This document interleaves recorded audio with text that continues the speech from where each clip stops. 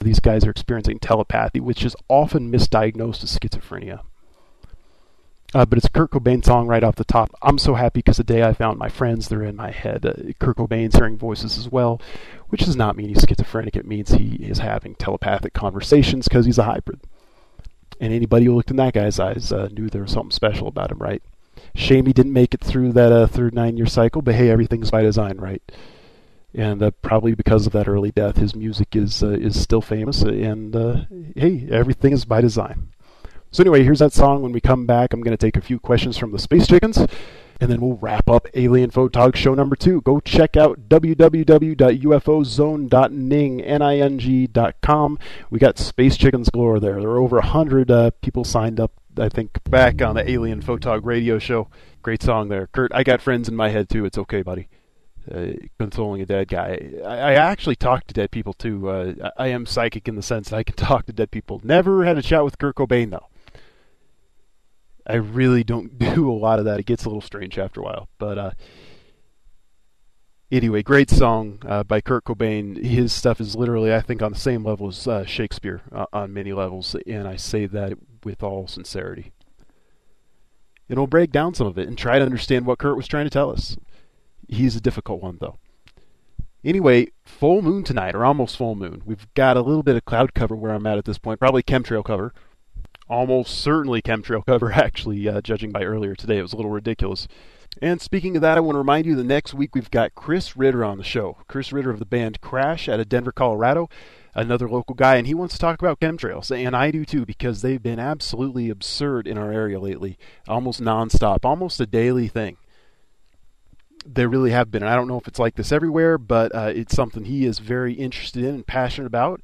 And I'm interested to hear Chris's new music with his band Crash. But Chris was a pioneer of punk rock in the 1980s, and to talk to Chris some, and hopefully we'll get our issues figured out here so we can have him on the show next week. I'm sure we'll get something figured out.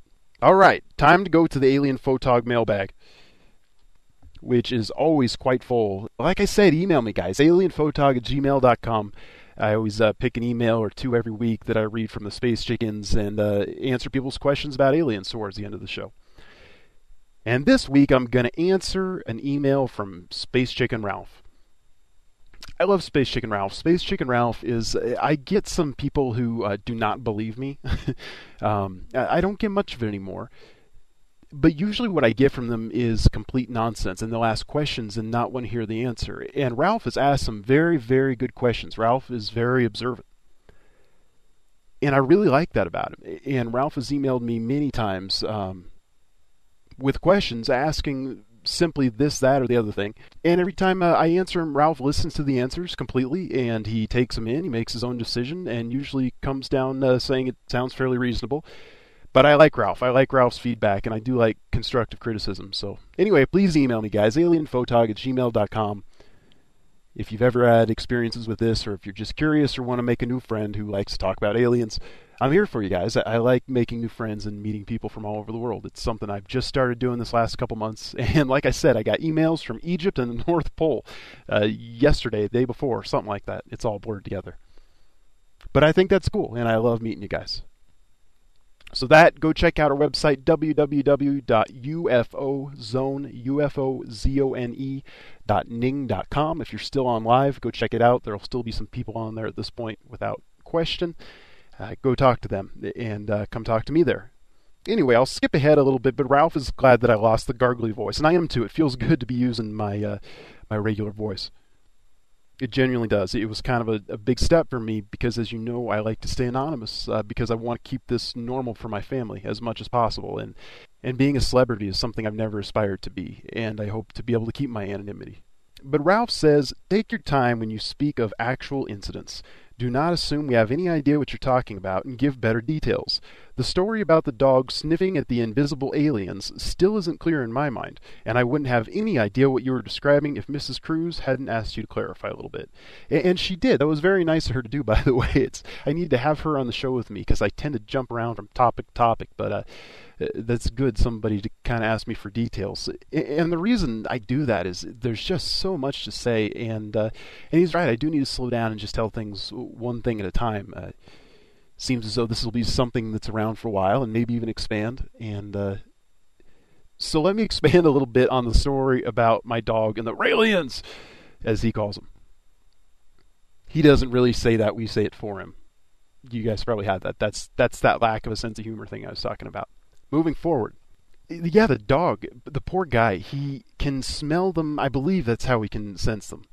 And they've certainly indicated to me many times that the dog is a major concern of theirs. They want me to put the dog, we have a kennel for the dog, and they're very clear to me. I tried to leave the dog out one night because I was just, trying to be nicer to the dog. I was kind of surly and grumpy there for a while when I went through my awakening process, and then realized the dog's pretty cool. And tried to let him sleep out one night, and they're like, no, don't do that. We're going to have a problem. And this is actually, apparently, the exact same happened to Dr. Jonathan Reed, who had issues with his dog. But they don't like dogs, and I think it's because dogs can smell them. My dog can certainly sense them, whether it's on a vibrational level or whether he can smell them or physically see them, I'm not sure. But I watched closely one night as I knew they were around. I can always sense that they're around. Rarely when I'm conscious can I see them. It's usually I'm taken in my sleep. I wake up in my bed, the comforter is upside down or something weird like that. Sometimes it's impossible to know whether I've been taken or not, and I'll ask for verification, and I'll get my answer at that point. But yeah, the dog can sense them. Sometimes I just know they're around, and I don't know where they are. And the dog walked into my room. I had the door shut in my bedroom, and I was on the computer doing some writing because it's something I like to do, writing on a book that I'm working on while I'm in the state, because interesting things come out. But the dog just pushes the door open with his nose, which sometimes he's able to do if I don't shut the door tight. And he just pushes the door wide open and just looks at me. We've got this dog who's like another person in the family. It's kind of bizarre. I've never had a dog quite like him before, and I wasn't quite ready for that sort of intrusion on our personal lives, to be honest. So I was a little offended by him sometimes. I'm a relatively private person, or certainly was there for a while during my awakening process, and it sort of irritated me. I mean, the dog, he comes up and he like talks to you, not like I talk for him, but he'll sit there and roar, roar, roar, roar, and sit there and try to have a conversation with you. It's hilarious. But the dog pushes the door open, and he's just looking at me, and of course he's got this look on his face like, ruh-roh, Raelians. And he walks in the room, and he starts sniffing, and he walks directly, I'm sitting up near the head of the bed, up near the pillows, and he walks directly to the end and puts his nose up and sort of sniffs right at the end of the bed, as though it seemed as though the alien, I don't know if it got up on the bed to try to get away from the dog, or if it was sitting on the edge of the bed with his legs draped over. But he walked right up to it and sort of sniffed at it, and then took a step back and looked at it again. And he can see it. I can't see these things. I've heard one way they're able to stay invisible is by timing their movement to your eye, because the eye only detects motion. So if they move the same speed as your eye does, you can't see them. I don't know if that's the case or not. I think it's more just because it's an interdimensional type thing. It's just an ability they have to be invisible using that dimension. I think it's the fourth they use visually, and the fifth is how they take you and bring you back, and that's why there's missing time.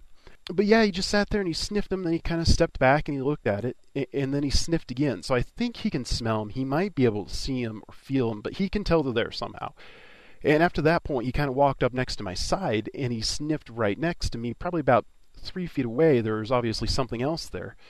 And he sniffed it kind of the same way, and then he came and sat right by my feet because he's very protective.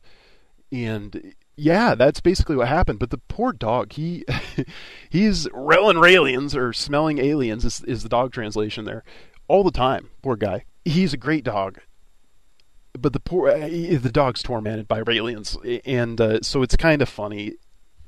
But anytime they're around, he is always kind of on edge. And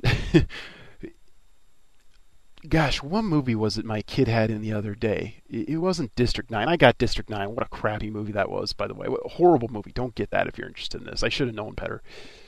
What was it? It was some movie about aliens, and there was some sort of chirping noise that they made on the movie that apparently was very accurate, because the dog freaked out when he heard that noise. He started running back and forth across the room and barking when the movie made that. And gosh, I wish I could remember what movie it was he was watching.